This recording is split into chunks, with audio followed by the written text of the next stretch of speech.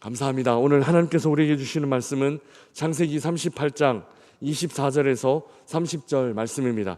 IORC 152면에 있습니다.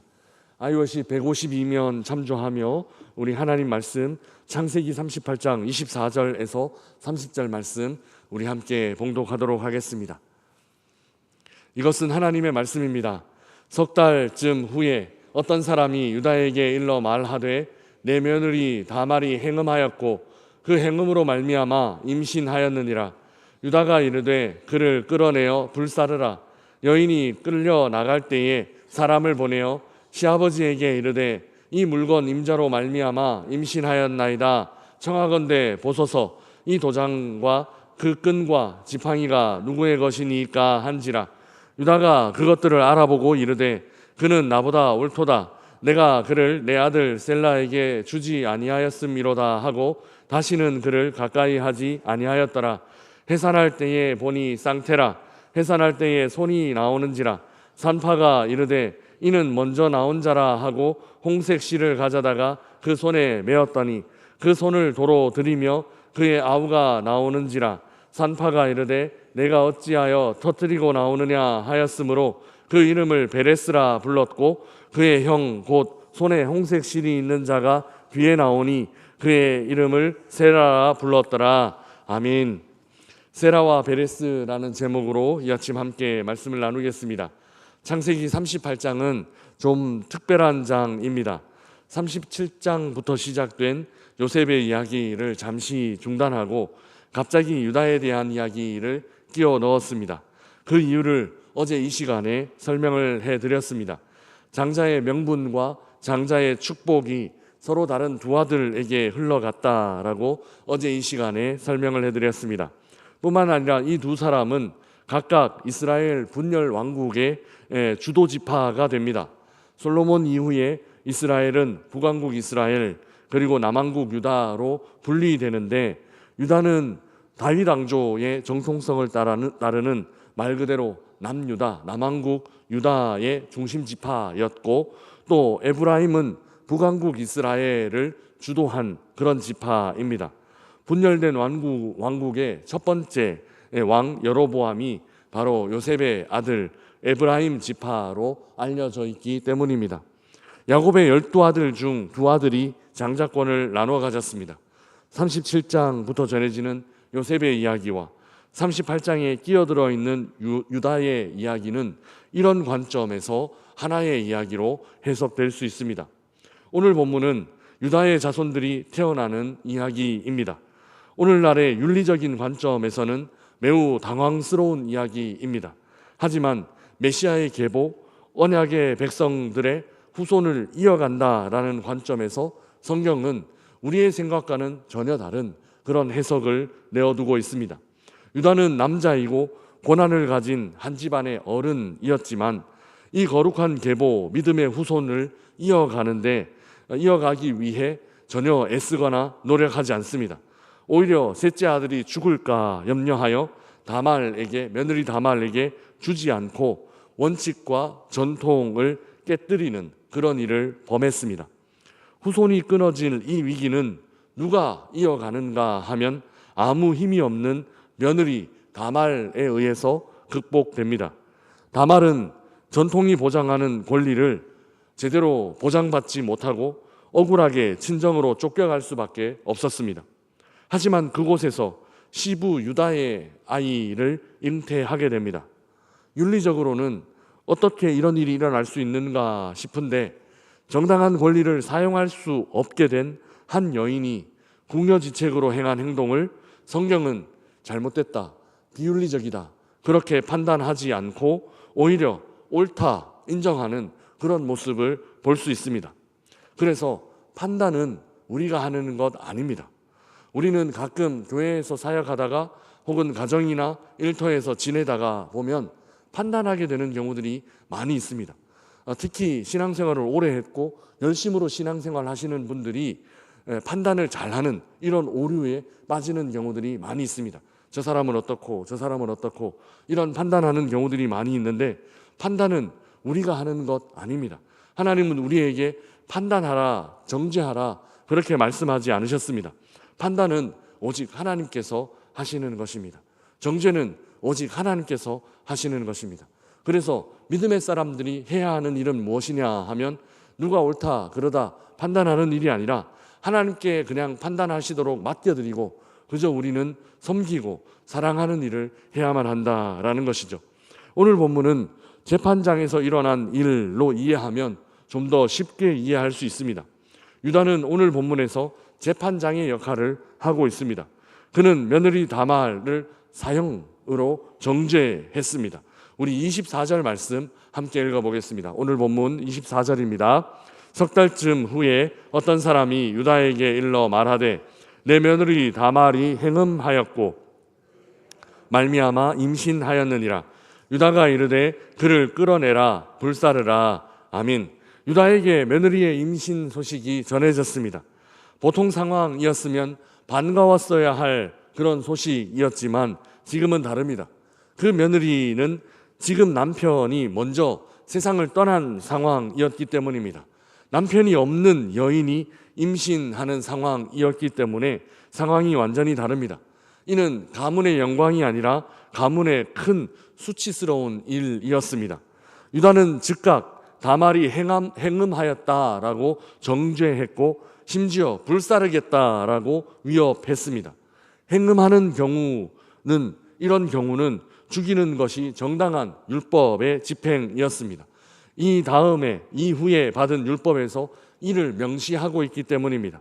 그러나 불사르겠다고까지 하기에는 좀 과한 부분이 있습니다. 율법은 제사장과 관련된 음행의 부분, 제사장과 관련된 음행의 경우에만 거룩을 유지하기 위해 불로 심판하는 것을 인정했습니다. 이 경우는 거기에까지는 이르지 않습니다. 유다가 조금 오버한 것이라고 볼 수 있습니다. 유다의 정죄에 대해 끌려 나온 다말이 이제 자신을 변론합니다. 25절 말씀 함께 읽어보겠습니다. 25절입니다. 여인이 끌려 나갈 때에 사람을 보내어 시아버지에게 이르되 이 물건 임자로 말미암아 임신하였나이다. 청하건대 보소서 이 도장과 그 끈과 지팡이가 누구의 것이니까 한지라. 아멘. 유다와 몰래 관계를 할 때 담보로 받았던 물건을 이제 꺼내 보입니다. 그 물건은 유다의 도장과 끈과 지팡이였고 이는 다말과 다말 뱃속에 있는 생명을 지킬 수 있는 힘을 가진 것이었습니다. 그리고 다말은 이 물건의 주인으로 말미암아 임신했다라고 말합니다. 이 물건의 주인과 관계를 맺었다라는 사실이 그녀의 죄 자체, 행음했다라는 죄 자체를 가볍게 하지는 않습니다. 지금 그녀는 아무하고나 관계 맺을 수 없는 정혼한 여인이었고 행음하고 임신한 일은 죄를 면하기 어려운 상황이었기 때문입니다. 그런데 그 물건의 주인이 누구냐에 따라 판결을 내릴 사람의 마음이 바뀔 수는 있을 것 같습니다. 그 물건은 이 재판에서 판결을 내릴 수 있는 사람, 그 사람의 것이었기 때문입니다. 과연 판결 내릴 수 있는 권한을 가진 유다는 어떻게 판결을 내릴까요? 그 물건을 보고 양심에 따라 자신의 첫 번째 판결, 행음하였다, 그리고 불사르라, 이 판결을 뒤집을까요? 26절 말씀 우리 함께 읽어보겠습니다. 26절입니다. 유다가 그것들을 알아보고 이르되 그는 나보다 옳도다. 내가 그를 내 아들 셀라에게 주지 아니하였음이로다 하고 다시는 그를 가까이 하지 아니하였더라. 아멘. 유다의 분노는 곧 잠잠해집니다. 유다는 그 담보물들이 다름 아닌 자신의 물건이었다라는 것을 알아보았기 때문입니다. 불과 몇 개월 전 거리의 여인에게 들어갔던 일을 떠올렸던 것입니다. 만약 행음한 여인을 정죄하고 사형시킨다라고 한다면 같이 행음한 남자도 동일하게 정죄를 받고 사형을 내려야만 합니다. 이것이 율법의 원칙입니다. 그러니까 다말의 죄를 정죄하기 위해서는 유다 자신도 똑같이 정죄해야 한다라는 것이죠. 이제 그 담보물로 인해 유다는 자신의 첫 번째 판결을 뒤집습니다. 유다는 다말이 자신보다 옳다 이렇게 판결을 내립니다. 상대적으로 더 옳다라는 판결이지만 그녀에게 죄가 없다라고 판결한 것이나 다름없습니다. 왜냐하면 그녀는 죄를 지을 수밖에 없는 상황에 처했기 때문입니다. 그 죄가 바로 자기 자신 때문에 범한 그런 죄였기 때문입니다.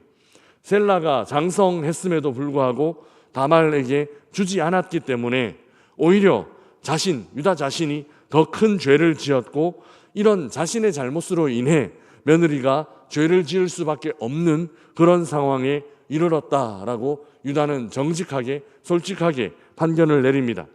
이렇게 죄를 인정하는 모습은 굉장히 좋은 모습입니다. 여인이 죄를 지을 수밖에 없도록 유다는 며느리가 가진 권한을 빼앗았고 제대로 행하지 않았습니다. 자신 때문에 며느리가 죄를 범했고 또 그렇게 되었으니 그 죄는 모두 자기 자신 때문이다라고 고백한 것입니다. 이 여인이 나보다 옳다라고 얘기한 것, 며느리가 나보다 옳다 얘기한 것은 바로 이 표현입니다. 이렇게 인정하는 모습은 영적으로 매우 좋은 모습입니다. 사람들이 이렇게 인정하지 못하기 때문에 문제가 더 커지는 경우가 종종 발생합니다. 판단을 하는 입장에 서 있을 때, 그리고 동일한 잣대로 판단을 하는 입장에 서 있을 때는 그 동일한 잣대보다도 훨씬 더 엄격한 잣대로 자신을 점검해야만 합니다. 우리나라의 어려움들도 이런 문제들 때문에 발생한 것 아닌가 싶은 생각이 듭니다. 고난이 있을 때는 훨씬 더 엄격한 잣대로 자신을 대해야만 합니다. 다른 사람의 허물을 살피기 전에 자신의 허물과 연약함을 먼저 돌아볼 수 있어야 합니다. 그래야 누구를 볼 수 있는가 하면 진짜 판단하시는 분을 볼 수 있습니다. 진짜 판결하시는 분, 우리 하나님을 볼 수 있다라는 것이죠. 그 하나님께서 판단하실 때 나 자신의 모습을 더 엄격하게 촘촘하게 바라보아야 그 진짜 판단하시는 분이 우리를 판단하실 때 옳다, 잘했다 칭찬받을 수 있기 때문입니다. 그렇게 판단하시는 분의 간섭하심으로 한 집안의 계보가 끊어질 위기를 넘어서고 있습니다. 그리고 온 인류를 구원할 메시아의 계보가 이어지고 있습니다. 유다 집안에서 두 아들이 죽었습니다. 하나님은 쌍둥이를 보내심으로 정확하게 그 두 아들의 빈자리를 채워주십니다. 하나님의 역사는 이렇게 오묘하게 놀랍게 진행됩니다. 성경은 이번에도 태어난 순서가 아니라 아우인 베레스를 통해 구원의 계보를 이어갈 것입니다. 이것도 자연이 아니라 그저 법칙대로 진행되는 것이 아니라 하나님께서 역사를 주관하고 계시고 하나님께서 이 모든 역사를 이끌어가고 계심을 나타내 보여주고 있습니다. 그렇게 베레스의 후손들은 룻의 남편 보아스, 그리고 이세, 그 다음 다윗, 그리고 궁극적으로 메시아에 이르게 될 것입니다. 사랑하는 명선의 가족 여러분, 옳음과 그름은 사람이 쉽게 판단할 수 없습니다. 시부를 통해 아이를 잉태한 며느리를 성경은 그러다 잘못됐다고만 판단하지 않습니다. 오히려 옳다, 그 시부보다 옳다 이렇게 평가하고 있습니다. 판단할 수 있는 자리에 있을 때, 사람들을 판단할 수 있는 고난이 생겼을 때, 그때 우리는 다른 사람이 아니라 자기 자신을 돌아볼 수 있어야만 합니다.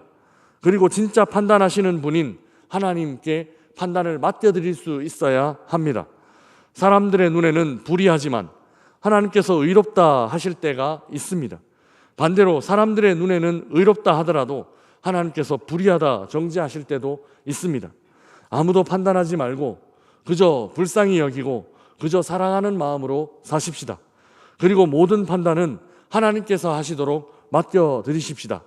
판단하시는 분은, 판단하실 수 있는 분은 오직 우리 하나님 한 분뿐이십니다.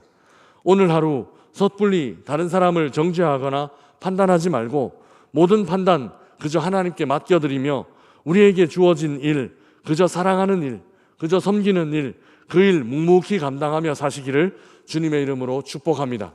그래서 하나님의 판단, 그 공의로운 판단이 나타나는 삶을 살게 되는 우리 온 명선의 가족들 되시기를 주님의 이름으로 축복합니다. 우리 주신 말씀 생각하며